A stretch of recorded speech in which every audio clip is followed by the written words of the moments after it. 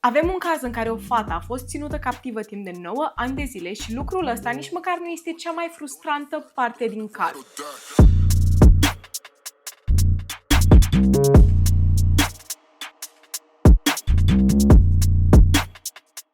Salutare, fan True Crime, azi zi de traumă, eu sunt Ceci și aici vorbim despre cei mai oribili criminali pe care am putut să-i găsesc vreodată. Japonia. Atât am avut de zis, puteți să puneți mâncarea aia deoparte, vă rog foarte mult, nu se merită. Dar totuși poftă bună dacă ești subscriber. Astăzi avem un caz comparat cu cazul Junko Furuta și vorbim despre o fetiță de 9 ani pe nume Fusako Sano. Identitatea ei a fost ținută ascunsă, motiv pentru care nu avem prea multe poze despre victimă, însă avem poze despre psihopat, ok? Avem psihopatul poveștii. Numele lui este Nobuyuki Sato. Pentru binele tuturor o să-i spunem Sato și el s-a născut în iulie 1962 în Japonia. De când s-a născut, tatălui avea 62 de ani, iar mama lui avea 36, da, jumătate din vârsta soțului. A avut o copilărie relativ normală, deși a fost supus bullying-ului pentru că tatălui era atât de bătrân și pe la vârsta de 15 ani a început să se comporte destul de ciudat. Trebuie să fac o mare paranteză și să vă zic că mama lui îi cumpăra tot ceea ce voia, îl alinta non-stop și băiatul ăsta nu a auzit nu din gura mamei sale niciodată. Cum am mai zis, la vârsta de 15 ani se comporta destul de ciudat și a fost dus la un control și s-a descoperit că Sato al nostru suferă de mizofobie, adică este frica de microbi. Până la liceu, pe lângă faptul că a fost supus bullying-ului, s-a distanțat foarte tare de tatăl lui, lumea a și început să speculeze că este gay și bineînțeles că era discriminat zilnic, așa că neavând altă alegere a început să își scoată nervii pe restul familiei, inclusiv mama sa ajungea să o lovească pe mama lui, iar ea nu avea nimic de zis asupra acestei violențe din partea fiului ei iubit. După liceu a început să lucreze la o companie de mașini și a fost dat afară la scurt timp după asta, după ce și-a făcut nevoile în magazin și a plecat acasă cu scuza că era prins într-o pânză de păianjen. E clar că omul ăsta nu era ok psihic, avea nevoie de ajutor, ok? Nu este de râs, Doamne ferește, pur și simplu el avea nevoie de ajutor. După ce a fost dat afară, i-a promis mamei sale că se va reangaja într-un alt loc, deși nu și-a ținut niciodată această promisiune. Și la vârsta de 19 ani a dat foc la un altar în casă, de la care a pornit un mic incendiu. El a dat foc la acest altar pentru că era prăfuit. Bineînțeles că el a fost luat și dus la un control pentru a doua oară și aici a fost diagnosticat cu OCD. A fost ținut într-un centru de psihiatrie și a fost tratat timp de o lună de zile ca după să fie eliberat. Omul ăsta nu era un pericol pentru societate sau cel puțin așa credeau specialiștii. Asta este și perioada în care Sato s-a decis să locuiască singur, însă el nu avea bani pentru că nu avea un job, bineînțeles, și și-a convins mama să construiască la etaj o altă cameră și să transforme acest etaj într-un al doilea apartament pentru el și era cu o intrare separată de cea principală. Dintr-un comportament ciudat, Sato a ajuns la un comportament criminal pentru că în iunie 1989, la vârsta de 27 de ani, Sato al nostru a început să aștepte în fața unei școli și a început să urmărească niște fete de clasa a treia ca după să ademenească una dintre ele într-o parcare goală și să încerce să profite de corpul ei. Sato a fost prins, ok, a fost prins și a fost arestat pentru tentativă de abuz intim și a primit pedepsa de un an cu suspendare. Doamne, înnebunesc dacă mai aud astfel de sentințe, dar între timp tatălui a decedat, deci a rămas doar el cu mama lui pe care o putea manipula exact cum voia el, pentru că el era băiatul mamei. La doar câteva luni după pedepsă, Sato se decide să ia mașina mamei lui și să conducă prin oraș, să se plimbe. Nu știm neapărat dacă el s-a dus cu scopul de a răpi o fată, dar exact asta face. Pe 13 noiembrie 1990, Sato dă de această fată de 9 anișori pe nume Fusako Sano, iar Fusako era această fetiță plină de viață care tocmai ce a fost pe terenul școlii să se uite la un meci de baseball. Era foarte pasionată de acest sport, iar la ora 5 seara după ce s-a terminat meciul, mergea singură acasă pe jos, când deodată Sato se oprește lângă ea, scoate un obiect ascuțit pe care îl pune la gât și îi spune că dacă tace, nu va păți absolut nimic, ca după să o arunce în mașină. Se urcă la volan, conduce această mașină câțiva kilometri buni până ajunge într-un loc mai retras, se coboară jos din mașină, se duce la portbagaj, scoate niște bandă izolere și o leagă pe săraca fetiță de 9 anișori de mâini și de picioare și îi acoperă toată fața, ca după să o ducă acasă la mama lui, o bagă pe intrarea din spate care duce către etaj unde nimeni nu are voie să intre, ca după să coboare jos să intre pe intrarea principală și să își salute mama de parcă nu tocmai a răpit o fetiță de 9 ani și a băgat-o în pod la el în apartament. După care se duce sus unde Fusako este ținută legată, se uită în ochii ei și îi spune în felul următor: nu vrei să ajungi să fii omorâtă ca celelalte fete răpite, nu? Nu o să părăsești niciodată această cameră, iar dacă nu asculți, ori te îngrop între munți, ori te arunc în ocean. Bineînțeles că vorbim despre o fată îngrozită, efectiv îngrozită, nu își dă seama ce se întâmplă și părinții ei, bineînțeles, foarte panicați, o dau dispărută pe această fetiță exact în aceeași seară. Însă investigatorii nu aveau niciun indiciu, nici un suspect, pentru că răpirea lui Fusako nu a fost una plănuită. Și acum o să ne reîntoarcem la această întrebare, dar simt eu nevoia să vă pun.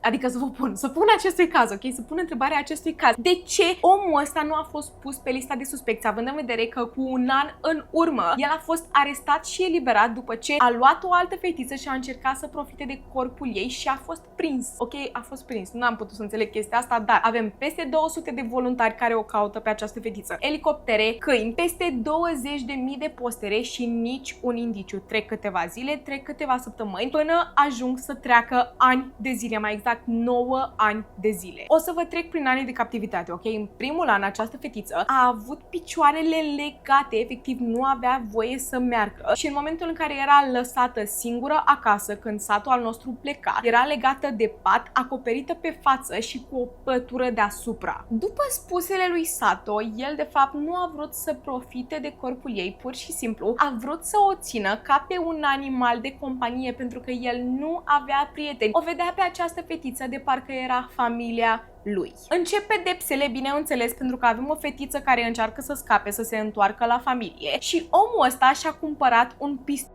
cu electroșoc care venea folosit pe Fusako de fiecare dată când începea să plângă. De multe ori când venea pedepsită în felul ăsta, era obligată să își pună pătura între dinți ca să strângă de ea, doar ca să nu țipe sau să plângă. Efectiv, ea era obligată să suporte această durere. Bineînțeles că nu a scăpat nici de bătaie, ea venea lovită la ordinea zilei atât de tare și avea atât de multe leziuni, încât nu mai putea vedea normal cu ochii. A fost bătută în față de atâtea ori, încât efectiv nu mai avea o vedere normală. Faza care mi-a rupt mie inima, nu cred că vă puteți imagina ce e în capul meu. Această fetiță a fost pusă să ia acest pistol cu electroșoc și să se electrocuteze singură ca să se învețe cu această durere și să nu mai plângă de fiecare dată când venea pedepsită. Inițial, Sato al nostru îi aducea mâncare de 3 ori pe zi, dar cu timpul Fusako era plină de vânătă, era plină de leziuni și în capul lui Sato nu era că aceste leziuni sunt din cauza că el o bătea la ordinea zilei. Aceste leziuni erau de la diabet. Da, vorbim despre o fetiță care în punctul ăsta are 11-12 ani. Ea avea lovituri, avea vânătăi pe corp pentru că avea diabet. Așa că trebuie să îi reducem mâncarea pe care i-o dăm. De la 3 mese pe zi a ajuns la o singură masă pe zi și nu mai avea voie să mănânce nimic gras, nimic dulce, nimic sărat. Așa că din momentul în care Fusako a fost prins în captivitate, avea 46 de kilograme și cu timpul a ajuns la 38 de kilograme. După un an de când i-a legat picioarele și nu se mai putea mișca, Fusako a ajuns să nu mai poată merge, nu mai putea să pășească pe cele două picioare din cauza malnutriției și faptului că nu s-a mai mișcat de efectiv un an de zile. Bineînțeles că la etaj în apartamentul lui Sato nu avea o baie.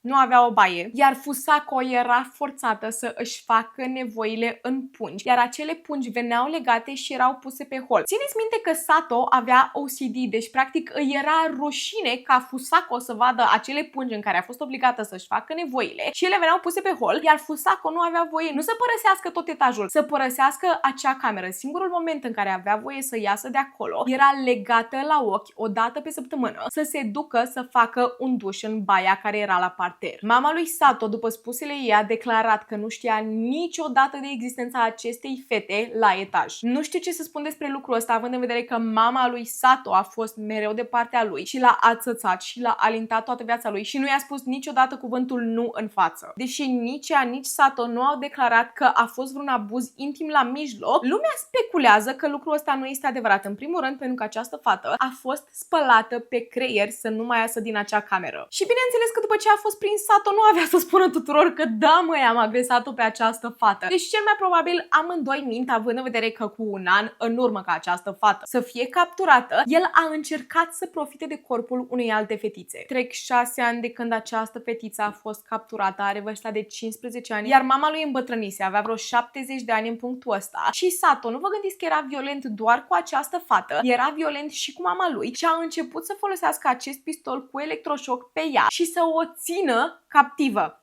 Da, să își lege mama de mâini și de picioare de pat și să o țină acolo. Avea voie să fie dezlegată doar în momentul în care trebuia să meargă la baie. Pentru că după acea fetiță normal că avea să curețe, dar după mama lui, nu. Prin anul 2000, mama lui reușește să scape. Nu știm neapărat dacă a scăpat de captivitate sau dacă l-a convins să o lase să iasă din casă, dar se duce direct către secția de poliție, nu neapărat să își denunțe fiul, dar ca să ceară ajutor, pentru că ea era ferm convinsă că băiatul ei suferă psihic și are nevoie de un tratament, are nevoie de ajutor, are nevoie să fie spitalizat. Iar această femeie se duce la poliție: hei, ajutor, vă rog foarte mult, fiul meu are probleme, nu știu unde să mă duc. Polițiștii nu au făcut absolut nimic, pentru că vorbim despre o femeie de 70 de ani. Fiul ei, Sato, are 34 de ani în punctul ăsta. Who cares? Ok? Cui pasă că omul ăsta își bate propria mamă și că o ține legată? Și dacă cumva oamenii mei investigau mai departe ceea ce se întâmplă, găseați și o fată de 15 ani care e ținută captivă de 6 ani de zile în punctul ăsta, cu o masă pe zi, își face nevoile într-o pungă și este efectiv ținută ca un animal de companie, cel mai probabil și abuzată intim. În toți anii ăștia de captivitate, Fusako noastră își petrecea zilele ascultând de acest psihopat, citind ziare și ascultând radio. Abia în ultimul an de captivitate mai avea voie să se uite din când în când la televizor. Sato a spus ani mai târziu că de fapt el i-a oferit tot ceea ce a avut nevoie să crească ca orice alt copil normal și că el de fapt era prietenul ei. Nu o ținea acolo în captivitate, nu. Abia după 9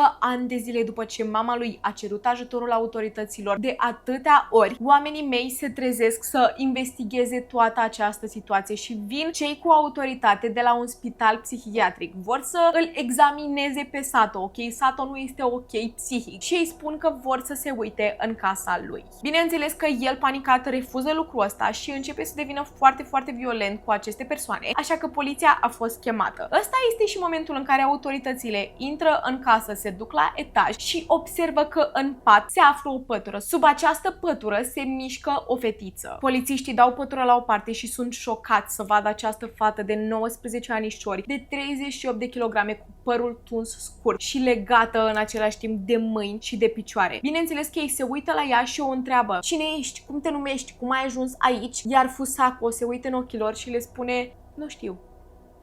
Nu știu cum o cheamă. Efectiv să ajungi la 19 ani, după atâția ani, aproape un deceniu întreg, să fii spălată pe creier, încât să nu mai știi cum te cheamă. Mama lui Sato este chemată sus și este întrebată: cine este această fată, ok? De ce avem o fată care este efectiv strivejită? Strivejită este un cuvânt în română, nici măcar nu știu. O avem pe această fată, ok? Cine este? Iar mama lui Sato se uită la autorități și le spune că ea nu a văzut această fată în viața ei. Fusako a fost informată că va fi luată la spital să fie examinată și ea s-a uitat în ochii autorităților și le-a rugat foarte frumos să o lase să rămână în această cameră, pentru că ea trebuie să rămână în această cameră, nu are voie să pășească afară, pentru că altfel va fi omorâtă. Efectiv s-a uitat la ei și a implorat să o lase să rămână acolo. Nici măcar nu și-a dat seama că ăsta este punctul în care ea va fi salvată, nici măcar nu știa că ea trebuie să fie salvată. Ăsta era normalul ei în punctul ăsta. Gândiți-vă că autoritățile nici măcar nu știu cine este această fată. Inițial credeau că este iubita lui Sato și după asta a fost convinsă să se ducă cu ei la spital. Sato a fost dus la un centru psihiatric, iar mama lui la un alt spital. Fusako a fost luată la întrebări și oamenii au început să realizeze că, deși este vorba despre o fată de 19 ani, ea are mentalitatea unei fetițe de 9. Nu s-a dezvoltat psihic nici măcar puțin. După câteva ore bune de întrebări, oamenii realizează că este vorba despre Fusako Sano, această fetiță care a dispărut cu aproape 10 ani în urmă, și ea le-a spus autorităților în felul următor: am fost răpită de lângă școală de un bărbat care m-a băgat în mașină și timp de 9 ani de zile nu am mai călcat afară din acea casă. Astăzi este prima zi. Printr-o minune, Fusako era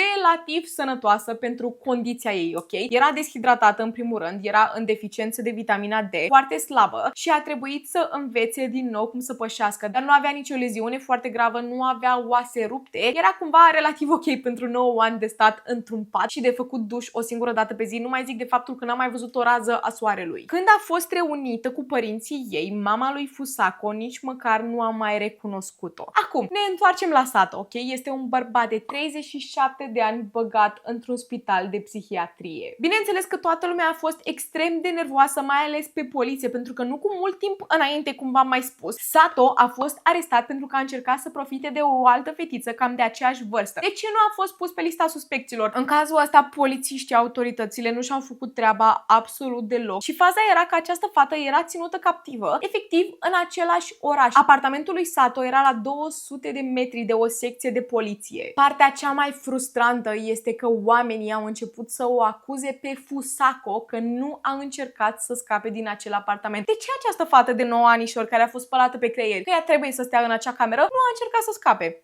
De ce la vârsta de 19 ani ea încă are mentalitatea unui copil de 9 ani? Da, este vina acestei fete. Doamne, ce mă enervează unii oameni când vine să...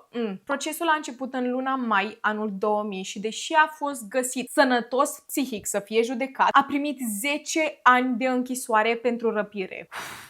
Atât, nu pentru tortură, nu pentru trauma provocată. Sato a primit 10 ani de închisoare pentru faptul că a ținut prizonieră o fată timp de 9 ani de zile. Procurorii, bineînțeles că au încercat să mai adauge la sentință pentru alte infracțiuni comise înainte și după săptămâni bune de deliberări, Sato a mai fost găsit vinovat pentru câteva furturi și, într-un final, a fost trimis la 14 ani de închisoare. 2 ani mai târziu, în 2002, Sato a făcut un apel și Curtea Supremă din Tokyo a fost de acord să-i reducă sentința la 11 ani de închisoare, dar nu vă panicați că după a fost reîntoarsă și într-un final trebuia să săvârșească 14 ani. După asta, Fusako a încercat să ducă o viață relativ normală și bineînțeles că suferea de PTSD, a avut nevoie de ani buni de zile să meargă la psiholog și să își revină, doar că ea în continuare avea o mentalitate destul de redusă pentru vârsta ei. Îi plăcea foarte mult să iasă afară, să facă poze la flori, a dat pentru prima dată de o cameră digitală și îi plăcea foarte mult să pozeze natura și pe lângă lucrul ăsta s-a întors la pasiunea ei pentru sporturi și se ducea mereu să vadă meciuri de fotbal. Pe lângă lucrul ăsta s-a reunit cu părinții ei, dar la 3 ani după ce ea a ieșit din captivitate, tatăl ei s-a înnecat în timp ce era cu ea la înot într-un lac. Pentru că fata asta nu a trecut prin destule, l-a avut înapoi pe tatăl ei doar 3 ani de zile. O să ne întoarcem la Fusako, dar ajungem în aprilie 2015. Sato este eliberat din închisoare și nu s-a întors în orașul în care locuia inițial, a rămas în orașul în care a stat în închisoare și acolo a închiriat un apartament, a început să lucreze, nu am reușit să găsesc neapărat ce job avea, dar ne gândim că nu era un job foarte împopoțănat, să spunem așa, și trăia de pe pensia de la stat de om cu dizabilități. 2 ani mai târziu, în 2017, după ce a încercat să se pună pe picioare, Sato a fost găsit fără suflare în apartamentul lui. Bineînțeles că s-a făcut și o autopsie și nu s-a făcut publică niciodată cauza morții. Nu știm dacă și-a luat viața singur sau dacă a murit din cauze naturale. Tot ce știm este că nu mai este în viață. El avea 55 de ani la momentul în care și-a dat ultima suflare. Cât despre Fusako, în ziua de astăzi își ține viața privată, nu prea mai putut să găsesc nimic despre ea. Din ultimele update-uri, fata aceasta nu prea socializează și lucrează pe câmpul de orez deținut de familia sa. Mie mi se pare șocant cum oamenii ăștia pot scăpa cu basma curată cu niște crime atât de grave. Adică voi îmi ziceți mie că omul ăsta, ca să stea mai mulți ani în închisoare, trebuie să facă ceva mult mai brutal de atât, mult mai brutal decât să stai, să ții o persoană legată încât să nu mai poată merge după asta, să aibă nevoie de reabilitare ca să poată păși la vârsta de 19 ani. Chestia asta nu este brutală, nu.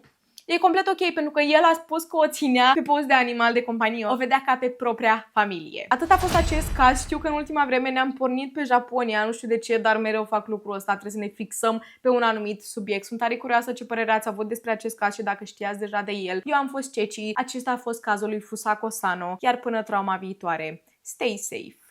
Nu mai pot, mă mănâncă nasul. Alergie la polen. Băga mea și picioarele în ea de alergie la polen. Babi, ia-l peluță de la ușă! Inițiac. Ok, inițiac. Babi, cheamă pe cine-i la ușă! Babi!